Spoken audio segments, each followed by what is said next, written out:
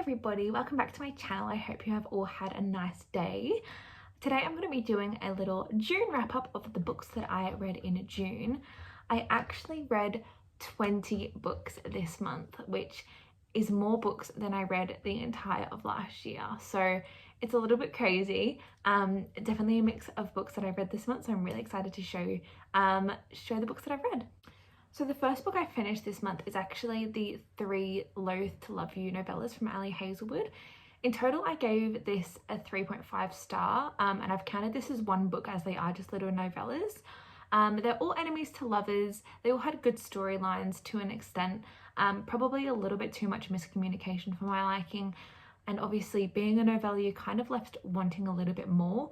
But overall, I think they're good if you've read all of Ali Hazelwood's books, or if you're kind of wanting to dip your toe in, I'd probably recommend these, but obviously they aren't as amazing as her other books, but I would say still worth the read.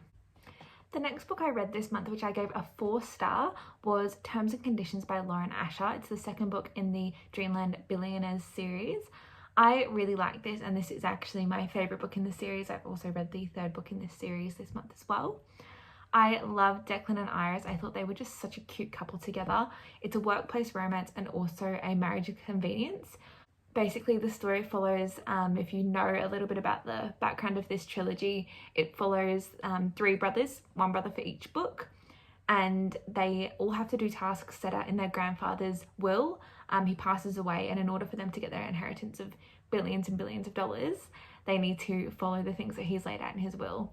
So this is the second brother. I believe he's the oldest brother, and it's following his story. He needs to marry and have a baby as part of his clause in the grandfather's will. So he decides to marry his secretary. She agrees to it, and it's basically following their love story, but it is just the sweetest thing. I absolutely love it. I think they're so sweet together. I love that you get to see a little bit of the 3rd brother as well, Cal. He's really likable in this book, and it's just such a cute one. I just love it. I definitely recommend it if you're looking for like a grumpy ex-sunshine sort of, I wouldn't even say it's enemies to lovers, but it definitely has like the tension there. Obviously it's like employer-employee sort of situation, so it's really cute and just had me kicking me feet. The next book I read, which I actually listened to as an audiobook, was Red, White and Royal Blue. I've never actually watched this movie, but I definitely want to now that I've read the book. I thought it was just gorgeous. It was a 4 star for me. I really tried to make an effort to read more LGBTQ books this month, as obviously it was Pride Month this month. I was able to get through a few this month, and obviously this one was the start. Even though Loath to Love You did have a little bit of theme of LGBT, this was the first actual queer book that I read this month, and it was just so cute. It follows the story of President of America's son and the Prince of England and their relationship. It's like an enemies to lovers. There's like a little bit of politics in it, but it's actually really interesting. It's not like controversial or anything. It's just really adds another layer of depth to this novel. And it's just like the fluffiest, cutest romance. I just thought it was just beautifully done, really just like a really nice novel, and it had a great plot, great supporting characters, great character growth.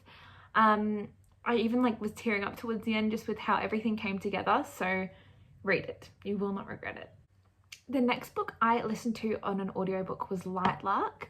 I did enjoy this book. I rated it a 3.5 star. I thought it was enjoyable, but a little bit unclear at times. I was kind of struggling to follow it in certain parts. I thought the characters were a little bit sort of shallow. I would have liked to see a little bit more of them, more about who they were individually, to give the story a little bit more growth, I suppose. I also felt like the ending kind of came out of left field. Sometimes that's good, and obviously I didn't see it coming, but I just felt that there wasn't enough setup to actually get to that stage. I think it was just like, oh, I need a really shocking ending. Here, have this. But it was still enjoyable, definitely some parts that I really thought were interesting and cool and gripping. But overall, a little bit confusing. Definitely will still go into the next book and give that a try. But I'm not going to be in a rush to necessarily read Nightbane. The next book I read, which was a 5-star read for me, one of my only 5-star reads of the year. I'm actually a little bit stingy with how I give out my 5 stars, but the first one of the month was Bride. It was just, I love anything Ali Hazelwood puts out, but this I was scared for because she hasn't done anything in this sort of paranormal realm before. Obviously I love all her STEM books, but this is so different from anything she's ever put out before, and she absolutely smashed it. It's been on my TBR obviously since it came out, and I think January it came out. I cannot wait to have the sequel to this because I believe she is actually releasing a sequel to this. I mean, the romance, the plot was giving plot. Like, it wasn't just your romance from like start to finish. There were layers, there was different complexities, and this is also a Romeo and Juliet retelling, I believe. So you do definitely get the sort of the two sides. You've got the vampires and the werewolves, and then they have to marriage of convenience sort of vibes again. It was so good. It was so good. I wish I could read this again for the first time, and I think I probably will end up rereading this. Maybe not this year, but definitely down the track, because I'm sure there would be things that I've missed that she included in like foreshadowing or anything like that. So I need this book. I need a sequel yesterday. The next book I read, which also is a 5-star, funny enough, but it's the Sevene Slip. Oh my gosh, another book that was on my TBR for so long and I was putting off because I just wasn't sure. I feel like because it has a time traveling sort of aspect, they can be done wrong so easily, I feel. But this was just the only way I can describe it is magical. A little bit of LGBTQ themes in this book as well. It was just perfection. Like, it was beautiful from start to finish. It was just so well done. Definitely found myself tearing up in multiple parts of this book as well. I have nothing negative to say. I really want to be doing a reread of that as well because, as I say, it was magical. It was beautiful. I think you're best to go in without knowing a lot about it. I don't even want to say too much because I'm worried I'm going to spoil things, but I think go in blind. I hope you'll love it because it's just so beautiful and special and just so lovely and cozy and the perfect amount of like miscommunication. There's a splash of that, but it's not too much that you kind of are getting angry. It's just such a wholesome. You've got your like beautiful supporting characters as well who really help to make the book. So read it. If you're going to read any book that I recommended in this video, it would be this one. This would be my absolute number one. The next book I read actually on audiobook this month was The Duke and I.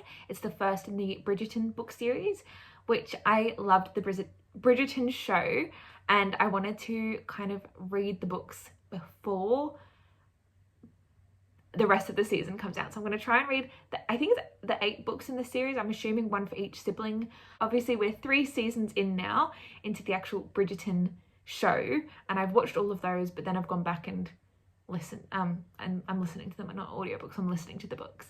So I won't go into too much detail about the plot because if you haven't read the books, you possibly have watched the TV show, so you might know what happens. It follows the oldest Bridgerton sister Daphne and the main male character Simon. It's a very sweet read. I won't talk too much about it, as I said, but it definitely makes me appreciate how well the show's done, at least how well season 1 and 2 were done. I can't comment to season 3 because I haven't read that book, but it was very cute. It was very well done. It was funny. I definitely like found myself laughing at some points. It's obviously like following a classic time period, but it feels very modernly portrayed. So yeah, I really enjoy it, and I would definitely recommend at least watch the show if you haven't watched the show. The show is really good, and then maybe go back and watch and read the books after that. And that was a 4-star for me. The next book that I listened to as an audiobook was 5 Survive by Holly Jackson. I gave this a 3.5 star. I love the A Good Girl's Guide to Murder trilogy. I thought that was just so well done, so incredible. I gave them all such high ratings. This one, obviously 3.5, it's still a good book. I was definitely captivated throughout. It follows the story of 5 friends who go on, I think it's like their spring break vacation. They go on vacation in an RV together, and then all of a sudden they realize that they're being shot at, and they have to kind of figure out what the shooter is wanting. And then it's kind of revealed that one of them has a secret that they need to give over. So it's following the story of who's got this secret, what's going on. There's a few different plots that are intertwining, and it's all taking place within this RV. So it's all taking place also over like one night. So it's fast paced in the sense of you're just reading about one night. Like, it's all happening then and there. it was definitely good. It was gripping. I felt that a little bit at times, which kind of dropped the rating for me, was the characters were like so immature to the point of being frustrated. And I said this in my review on Instagram, but Holly Jackson writes like aggravating male main characters so well, to the point that you want to pull your hair out because you were like, you are the most like narcissistic person I've ever encountered. Like, I'm so frustrated. So she definitely brings in the frustration, but it's probably like almost taking a step too far, to the point of like, this is just getting ridiculous now. Obviously it's called 5 Survive. There's 5 friends. Do the math. Someone's probably not gonna make it. So that makes it really interesting throughout to kind of see how is that aspect of it's going to play out. When's that going to happen through the book? Yeah, so it's definitely gripping. I definitely still recommend it. Not my favorite of hers, so probably start with the Good Girl's Guide to Murder trilogy if you haven't read that yet, because that's going to get a real good sense of her sort of writing style. But this was still enjoyable. It was still a good thriller. I haven't really read any thrillers recently, and I do love a good thriller, so I still would recommend it, but just kind of go into the mindset of like, this is a YA. It's not going to be, it's following like younger people, so just something to bear in mind. The next book I read was another YA. It was an Ali Hazelwood number, Checkmate. It was cute. It was fluffy, but I kind of wanted it to be a little bit fluffier. There was like a little bit of tension that you probably wouldn't necessarily expect in a YA. Like, I was expecting a really like cute, fluffy romance. Probably didn't have that aspect so much. It was still enjoyable. But it's kind of like a competitors to lovers. I wouldn't even say it's an enemies to lovers. But they are both chess competitors, chess people, chess athletes. I'm not sure the terminology of the chess people, but they both play chess competitively. She has only recently gotten back into it, and he is the world champion. So it's basically following the story of them playing and how that all kind of plans out. One of my favorite things in this book was actually the supporting characters and the supporting characters' journey, her journey with the supporting characters, her journey with herself. I just think the complexities of all the characters was detailed in a really nice way, that set the picture. It gave enough detail. It just gave something extra to the book instead of just following their chess journey. I will say on that, I probably was getting that there was too much chess talk. I know how to play chess to a certain extent, and I was kind of getting like, where are we going with this? I don't need to know all of the ins and outs. It adds, I suppose, an element of realness, which is fine. But as a reader, as a consumer, if you are talking about chess, you're probably only appealing to like a very slither of the people who are actually reading the book. So I think that was probably just teetering on a little bit too much chess talk for my liking. But overall, still really good. I still recommend. Ali Hazelwood is my absolute favourite of all time. I love her. So I will read anything she puts out. This included, not my favourite of hers, but it wasn't terrible. I would still recommend this as a decent read if you're looking for a little YA romance. The next book I read this month, also as an audiobook, was The King of Crows by Libba Bray. It's the 4th book in the Diviners series, 4th and final. I gave it a 4 stars. I did really enjoy it, and overall the series as a whole was probably like a 4.5 to me. I thought it was incredibly done, and the audiobook especially was just amazing. So I recommend, if you are interested in this series, reading it on audiobook. However, it is long. I think about all 4 books are roughly around the 24-hour mark, like sort of 20 to 24-hour mark to listen to. So it's a big commitment. They are chunky books as well, but they're so good. They're YA, but they're paranormal. I'm not going to go too much into it because obviously this is the 4th and final book in the series, but definitely check out the first one, which is just The Diviners. It is so captivating. It's so diverse. The characters, I have never seen such complexity and such diversity and just such like representation in a book series. This is just beautifully done. Every character, you're rooting for them in their own way. There is kind of a main character, but the supporting characters are just so elevated. You know so much about them that I would say they're all main characters in their own right, but it doesn't get confusing. You know exactly what each of them is striving for. They all have sort of powers, so you kind of get to know exactly what they offer. It's just beautiful. I would say that the 4th book was probably my least favourite, but it doesn't take away from how great the series as a whole is. It's obviously pretty hard to wrap up these things sometimes, but I just think it was so good. I recommend it. It's just it's just so great. I just don't even know what else to explain it. Magic, powers, diversity. It's also set in the 1920s, so it's just like so cool. Like, it's just a really cool book series. So give it a read. I loved how everything came together in this book, and I definitely would love to read more of her work, but I don't really know what else she has out, so I will be keeping an eye out for that.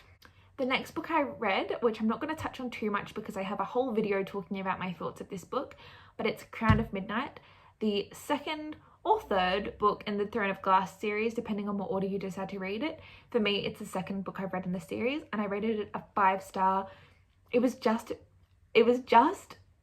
breathtaking. Like, I was in shock, but I'm not going to say too much about my thoughts in this video because I do have another video coming soon where I give a full vlog of my experience reading that, and also Assassin's Blade, which I haven't read yet, so that's what's holding me up, but stay tuned for that. The next book I read as an audiobook was The Viscount Who Loved Me, so the second book in the Bridgerton series. I gave this a 4.5 star. I thought it was just so well done. The second series in the show is also my favourite series, so I think the book really beautifully reflects the series and vice versa. Again, I won't talk too much about this, but it follows the story of Anthony and Kate and how they share a romantic moment, even though Anthony has started pursuing Kate's younger sister.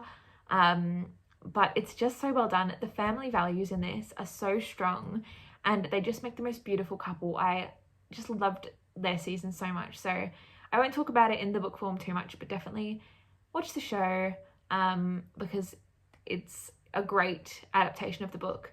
And read the book. Do both, because I'm loving having done both as well. The next book I read is Simon versus the Homo Sapiens Agenda, or if you've watched the movie, Love, Simon. So I had watched the movie before going into this, and I didn't realize until I started reading the book that I was like, this sounds really familiar. But I gave this a 3.5.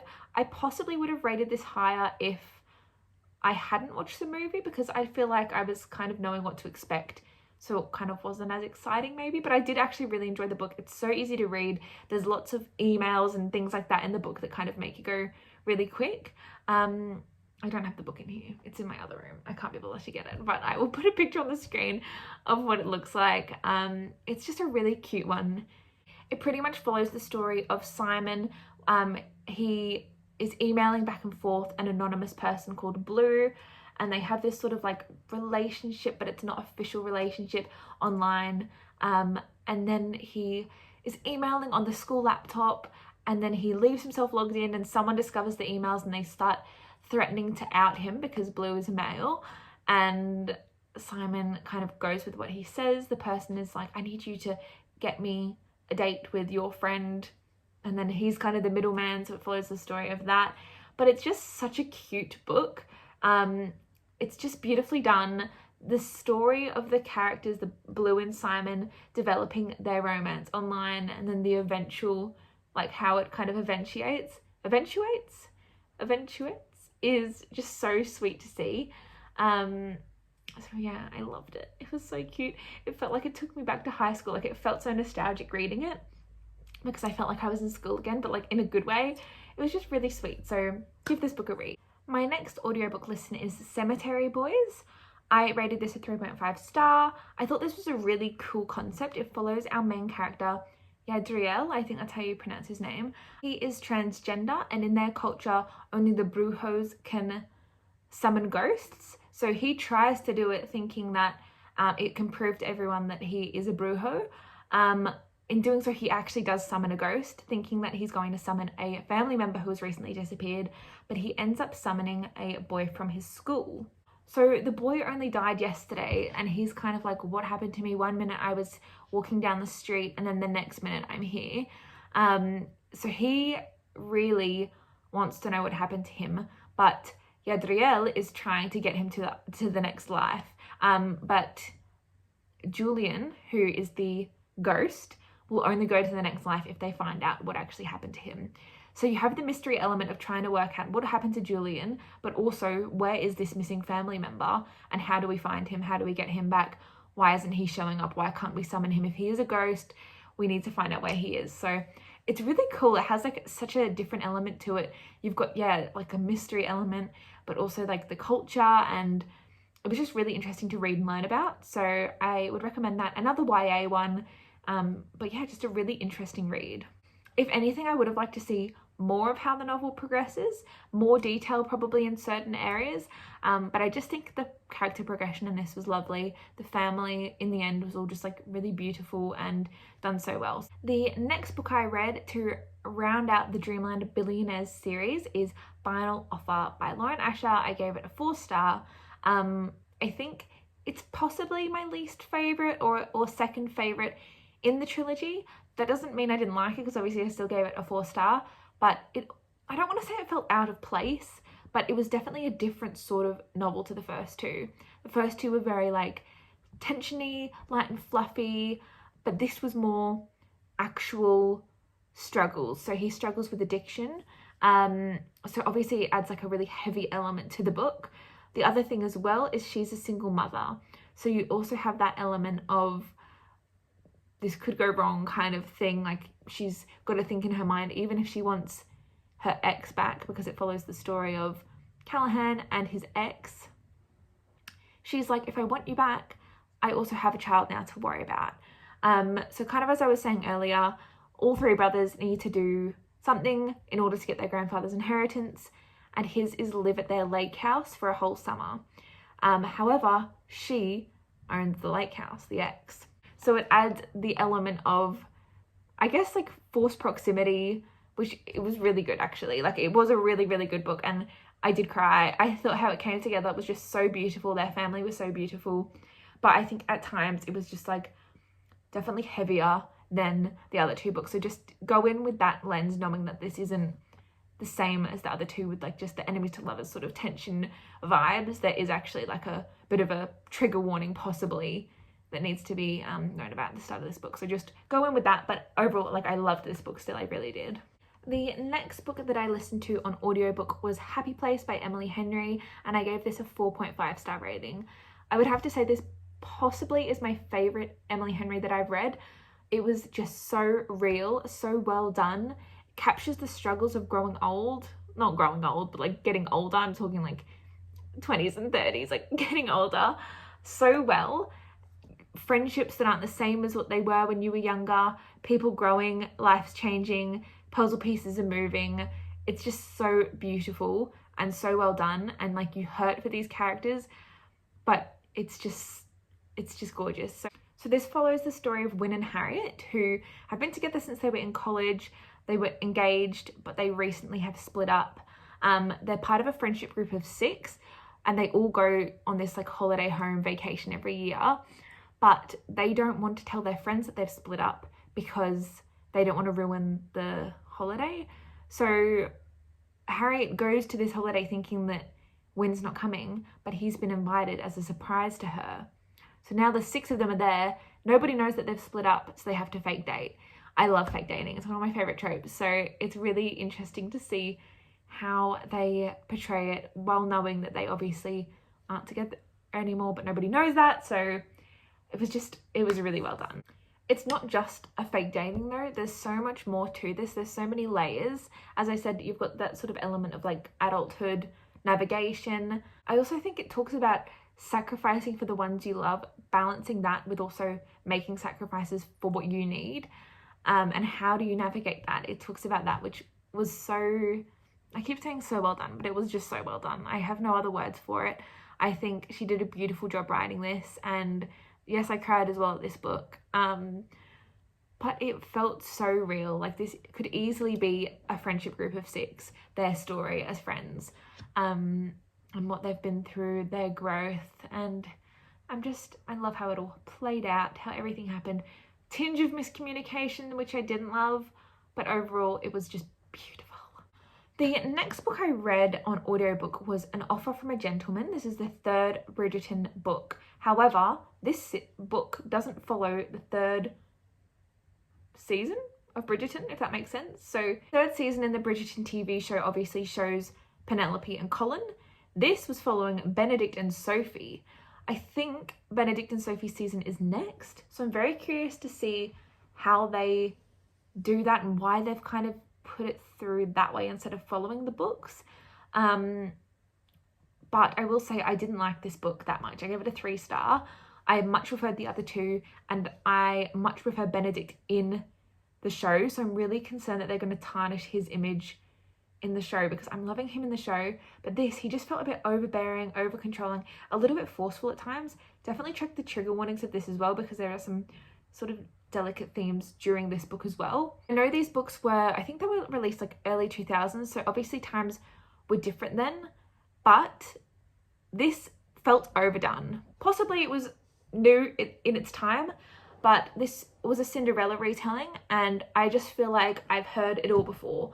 Luckily, only it was only part 1, and part 1 wasn't even that long, but part 1 was a Cinderella retelling, which is where Sophie, who is a live-in maid with her stepmother and stepsisters, meets Benedict, whose family obviously have a lot of money, and they're hosting a ball. She manages to sneak in, have a dance with Benedict, they fall in love, but she can't tell him who she is because her mother was a maid and her father was like a duke or something, so it was like a very controversial birth. I think nobody actually knows that she is the person's daughter. They think that he's her uncle or something, so as in her dad, but obviously he passes away like Cinderella, so it's very similar to that. But it was just, I don't know, I just felt it was boring the first half. It just didn't really give much. It was like, I've heard this all before. He even blackmailed her at one time, and I just felt like he wasn't listening to what she was asking of him. He was just assuming that he knew best. And also because obviously she knew who he was, but he didn't know who she was on the night they danced together because it was a masquerade. There was so much miscommunication through the whole thing, because obviously she was lying to him throughout the whole time that they rekindled. So it was just so frustrating, but I'm really hoping that the TV show fixes that, because I didn't enjoy that. So I'm hoping that it's better. I'm just curious, but I'm still gonna keep going with the series. I'm gonna read the next book, and hopefully it is better than the TV show. The next book I read was Dear Dolly. I'm not going to provide a star rating or really even a review for this because it's a non-fiction book. It's an advice book. I really enjoyed it. She touches on love, life and friendship. So if you're looking for some advice, or if you're just wanting to read other people's problems and her way of solving things, I think this was like a good one. It took me a while to get through, obviously, because it is non-fiction. It's just like advice columns. So it's just something that I was chipping away at over the last few months, but I finally finished it. So yeah, it was good if you're wanting something to just kind of read sporadically. And last but certainly not least, I finished The 7 Husbands of Evelyn Hugo on audiobook, and I gave it a 4.5 star. It was just beautiful. I can't even say anything more about it. It was so well done. It was the audiobook, firstly, I loved. I thought that was really showing Evelyn's story in a beautiful way, because you actually really felt like you were listening to her memoir.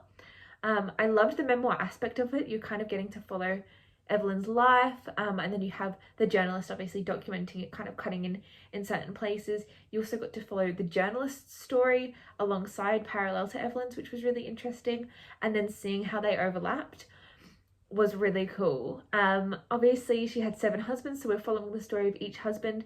You kind of go into it thinking, oh my gosh, 7 husbands, but then at the end you're like, yep, makes complete sense, totally get it. I loved it. It was so well done.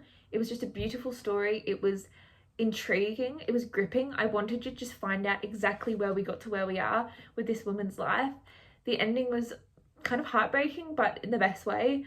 I think it was just written so well. Taylor Jenkins Reid is an incredible writer. Like, her actual writing is just incredible, poetic, like just incredibly well done. So it lives up to the hype in my opinion. I don't know why I wouldn't give this a 5-star, but I just felt like I didn't necessarily get the 5-star feeling, but I probably could be swayed into thinking it was a 5-star. But I couldn't think of anything that was wrong with the book necessarily. I just was missing that feeling, but it was just magnificent and just so heartbreaking throughout. Obviously she's surpassed all her husbands, you find that out, so finding out like how some of them, their deaths impacted her more than others. It was just such a cool concept of a book. So of course I forgot a book, so I'm just gonna come on here and just give a really quick wrap up of it. It's called Not in My Book. It was actually an arc, so it's not coming out until December, so I won't say too much, but basically it's an enemies to lovers. It's 2 people who are in a writing class together, and basically he hates romance books, she's a romance writer, they don't get along, but then after a series of events they're forced to write a book together, and it's basically the coming together of this book. It's set in the Christmas season. I loved it. I thought it was so cute. It was a 4.5 for me, so stay tuned for that when it comes out in December. But cue the outro. Really hope I haven't missed anything, but I think that is all the books I've read this month. If you've made it this far, thank you so much for watching. If you want to keep up with the books that I'm reading, check out my Instagram because I post the reviews pretty much as soon as I read the book. So if you want to keep up with my live updates, feel free to follow me over there. But that was all that I had. Thank you so much for watching, and I will be sure to see you in my next video. Stay cozy.